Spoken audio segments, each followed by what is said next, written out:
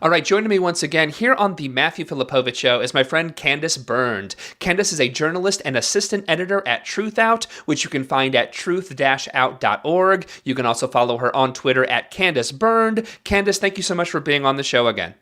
Hey, thanks, Matt, for having me back on. I always appreciate it. All right, so Candice, you actually live in the town of Denton, Texas. Listeners actually may know that name because this last November, this Texas town actually voted to ban fracking. Tell us all about it. Right, Matt. So on election night, I'd say I was probably one of the few progressives in the country that was unapologetically celebrating the midterm elections because of that local ballot initiative, which we won. And might I add, by an overwhelming landslide vote. I mean, this thing came down to 59 to 41 in a Texas town. And I think that's why people looked at this thing and said, wow, that's significant. You know, this is the heart of oil and gas land. Denton sits on the Barnett Shale, and that is actually where the technique of hydraulic fracturing was invented. So a town on the Barnett Shale where it was invented just voted to ban it. And Denton's ballot initiative is part of another trend which people have been talking about in the midterms where, you know, even though Republicans won, the majority, we saw a lot of progressive victories on things like referendum and ballot initiatives. And Denton definitely fits into that. It's been a great celebratory mood here, but unfortunately it kind of hasn't really lasted that long because within 12 hours, the Texas Oil and Gas Association, along with the General Land Office, slammed us with lawsuits.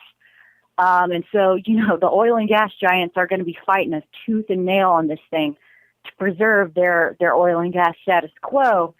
And the organizers here are basically planning and scheming on our own to try to do the best we can to defend our democracy. And that's where we're at right now. We are basically fighting not only, you know, oil companies, but also Texas governmental institutions, various ones, to protect our vote, you know, our very democracy, which shows you kind of how backwards it's gotten here. It's almost like dirty energy and right-wingers don't believe in democracy. would it actually, if you vote against something that goes against their profits, it's almost like they don't care about actual democracy. It's almost like they value profits over people or something. Yeah. Well, one of the wild things that happened was I know that in addition to like the lawsuits that the town is facing over this vote, and again, the town voted. This is a referendum that they don't want fracking happening there. I guess it's like the regulator who's actually in charge of making permits and stuff for fracking said that they're not even going to honor the ban, right? That happened, correct? So that is the Railroad Commission, and I have a lot to say on this. Actually, I'm getting ready to write an op-ed for the Texas Observer on this issue. But so Christy Craddock is the commissioner at the Railroad Commission who said this. And by the way, the Railroad Commission has nothing to do with railroads. People have tried to vote to change its name to include oil and gas in it, but that has failed, and that's because they want to preserve that confusion. Basically, it is the oil and gas regulator in Texas.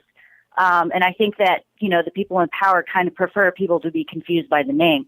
However, so Christy Craddock is the daughter of Tom Craddock, longtime representative in the state of Texas. However, what is not often talked about is Christy Craddock has her own conflicts of interest, just like every other commissioner in the Railroad Commission. I mean, this commission is the most, bought and paid for by oil and gas, regulator probably in the U.S. I'm guessing that because it's Texas. Yeah. But Christy Craddock, she basically has royalties from Kinder Morgan, and Kinder Morgan has operations in Denton.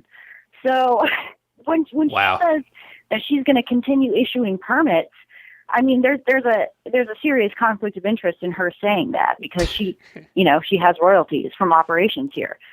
Not only that, really what that conflict comes down to is this issue of home rule municipalities versus what basically the Railroad Commission, along with other institutions, are arguing that they have more power than home rule municipalities to issue permits. But I can tell you, in the past 5 years, I've been in several, I don't know, too many to count, city council meetings where they are approving permits left and right. I mean, we've been at city council meetings protesting them approving certain permits for frat balls next to parks. So for her to say that we don't have the authority to issue permits is just, to anyone who lives in Denton, it's like, wait, like, we watched the city issue permits forever, and now you're saying suddenly we don't have the right to do that. And I think that's what a lot of this conflict comes down to. It's this, this is what we're going to see in the legislature this year as well. It's this conflict between people who say they have property rights or mineral rights or the right to extract, the minerals under the ground versus a city's ability to pass referendums and police what happens within, its city limits.